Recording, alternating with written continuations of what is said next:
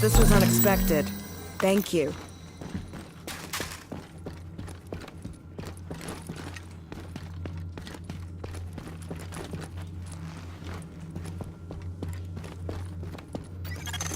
Readings indicate an echo nearby.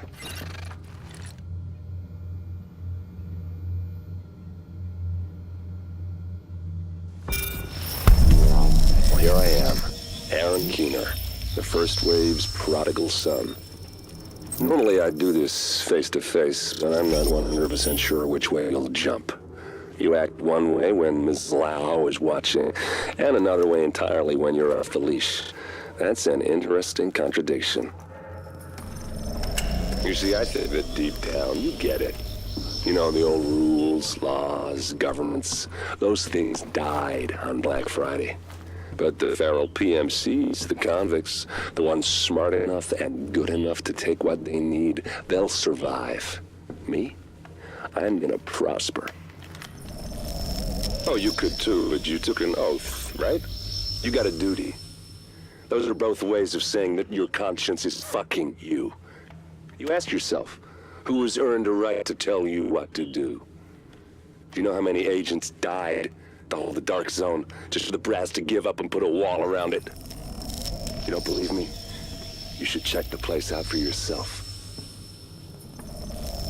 But the people you're working for, they're irrelevant now. Amherst changed how the game is played, and I have got the vision to win. I got Chernenko, I got a DNA printer, and a very interesting recipe book. I'm gonna write my own rules. You should think about getting in on this thing. I'll be seeing you.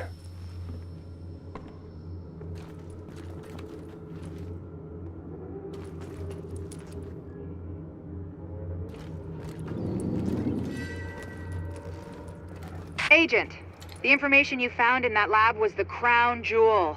I think we can break this thing now. But we've got some more information. A voice from the grave. Listen to what Amherst has to say.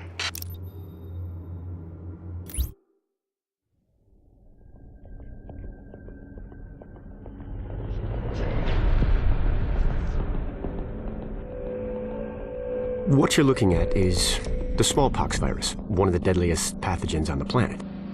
For centuries, it did a wonderful job of helping keep the human population in check. But times change, and sometimes Mother Nature needs a hand in improving her creations. Like, say, speeding them up a little bit, making them contagious when they should be quietly incubating in a host, or making them more lethal.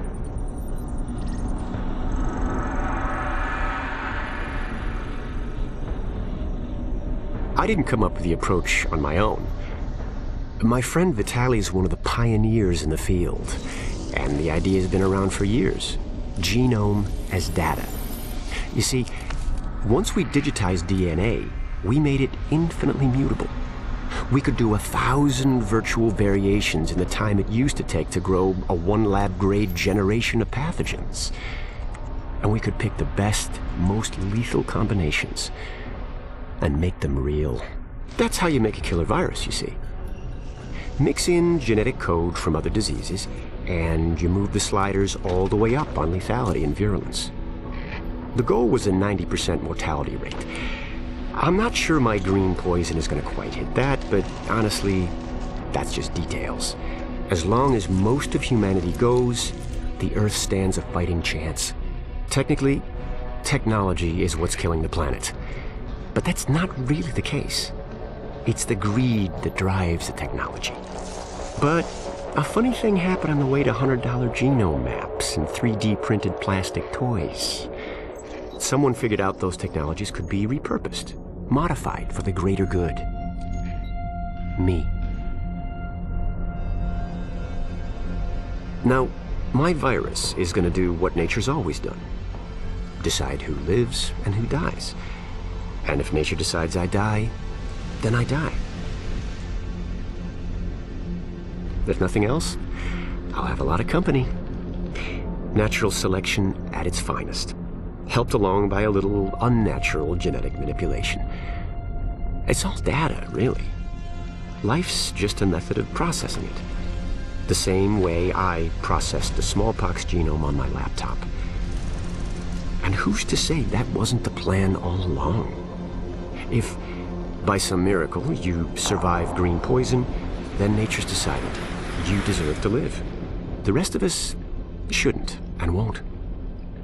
Godspeed. I'll see you in hell.